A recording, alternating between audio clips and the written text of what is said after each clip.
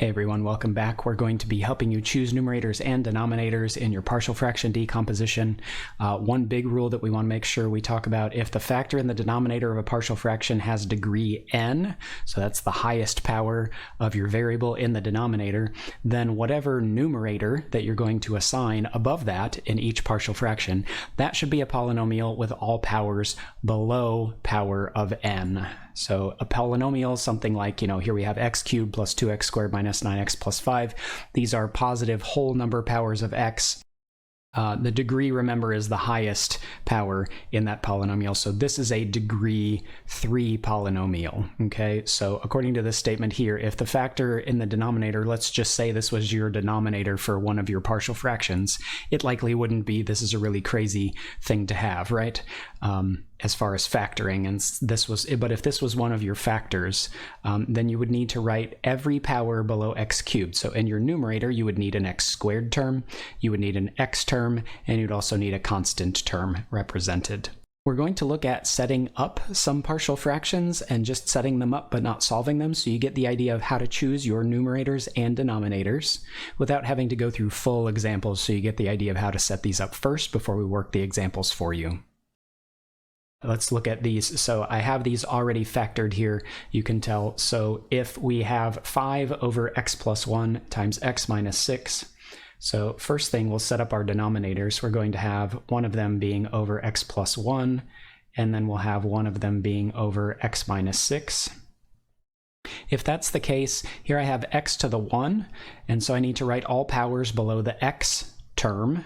So everything below the x term would just be a constant, so we just need a constant on the top. Same thing here, x minus 6, this is degree 1, so the only thing we need to represent on the top is degree 0, and that's a constant, right? X to the 0 would be a constant.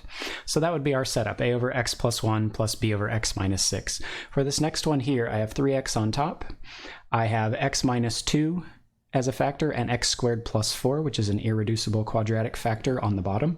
So one of the factors, x minus 2, and the other factor, x squared plus 4. So this first thing here, I have degree 1. Everything below degree 1 would just be degree 0. So that would be a constant. I represent a there. Here I have an x squared, that's degree 2. So I need everything below degree 2. That would be degree 1, which is an x term. And I need degree 0, which would be a constant term. So I need an x term and a constant term above, and since I've already used a here, I would say bx plus c. For this next one, 4x squared minus 1 over, we have x squared plus 3, and factor x squared plus x plus 2, which is, these are both irreducible, they're not factorable quadratic factors. So for the first one, x squared plus 3 is my denominator. For the second one, I'm going to squeeze this in here, x squared plus x plus 2.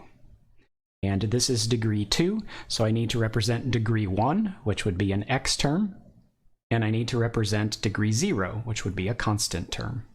Same thing here, I have degree 2, it's my highest power, so I need a degree 1, everything below degree 2, right? I need a degree 1, which would be an x term. I have already used a and b, so we're going to use c, and then I would need a degree 0. So since I've already used a, b, c, I will use d for that one.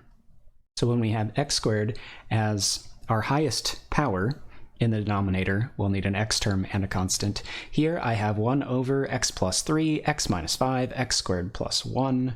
So we would have a fraction with x plus 3 in the bottom, we would have a fraction with x minus 5 in the bottom, and we would have a fraction with x squared plus 1 in the bottom.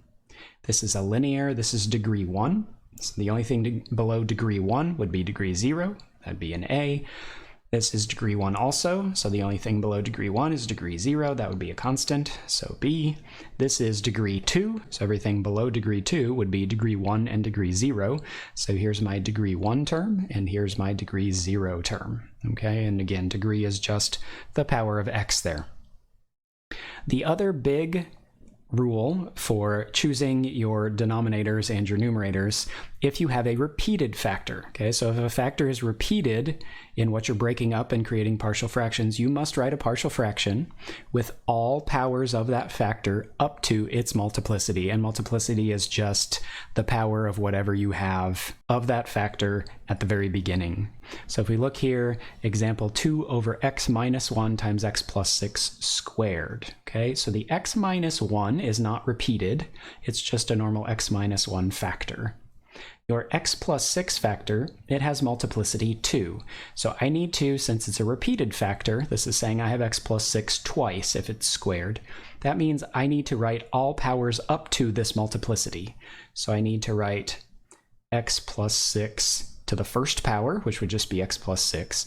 And then I also need to write x plus 6 squared. Okay, so I have power 1 and power 2, all the way up to this power. If I look at my factors in the bottom, x minus 1, that's a linear factor, so the only thing below an x term is a constant. This is also linear. The only thing below linear is a constant, so I write the next letter in the alphabet as a constant. Now be careful, this is not a square in the factor, so the factor does not actually have a quadratic in it. This is a square just referring to the fact that your factor is repeated. So what is the factor? The factor is x plus 6, so the degree of that factor is 1. So I only need a constant, which is below degree 1, so I just need a c there. For the next one, 5x squared over x times x plus 4 cubed. So if for some reason you were trying to break this up with partial fractions, well, you'd need something over x, that's for sure. And then x plus 4 is cubed. In other words, it's a repeated factor. You have 3 copies of that factor. So we need to write all powers of x plus 4 up to multiplicity 3, up to power 3. So we'll first write the first power of x plus 4. Then we'll write another fraction with a square power of x plus 4, and then we'll write x plus 4 to the third. So we've written all powers of x plus 4 up to the original multiplicity in the problem, which was 3. If we look here now, we have x to the 1 is degree 1, so we need a constant. Here this is degree 1 also, so we need a constant. This is also degree 1. Even though we have a square outside, the square is not part of the factor. The square is just talking about the repeated factor. So we have a c here, x plus 4. This cube does not refer to the degree of the factor. The degree of the factor is 1. That's just saying it's repeated. And so we actually just use d there for our partial fraction. 6x plus 1 over x squared times x plus 5. So this may look like x squared is the factor, but this is not actually the factor. This is like having x times x. So it looks like x squared is what would go in your denominator. It's actually a repeated factor. So I need to write all powers of x up to multiplicity 2. So I need factor x, the first power. Then I need factor x, the second power. X plus 5 is not repeated. There's nothing fancy there, so we'll just have x plus 5. And since this is x, we would have a.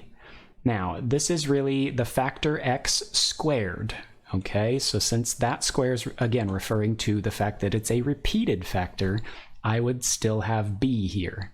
And this is a linear factor, so again, we just have c here. If we look at this last one, I have a repeated factor here. The first one, x plus 2, is normal. So something over x plus 2 plus.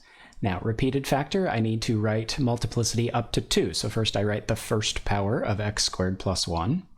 Then I write x squared plus 1, all squared. This one here is a linear factor, so I just need a constant.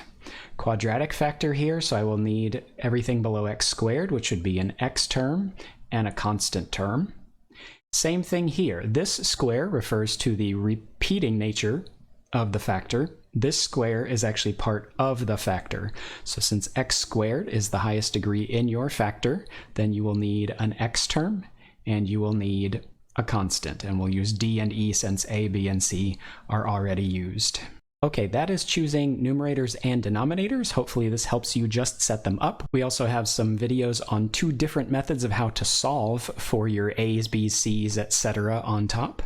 Go ahead and check out those next 2 videos on our 2 methods of solving. We also have some example videos for you as well. We'll see you in the next video.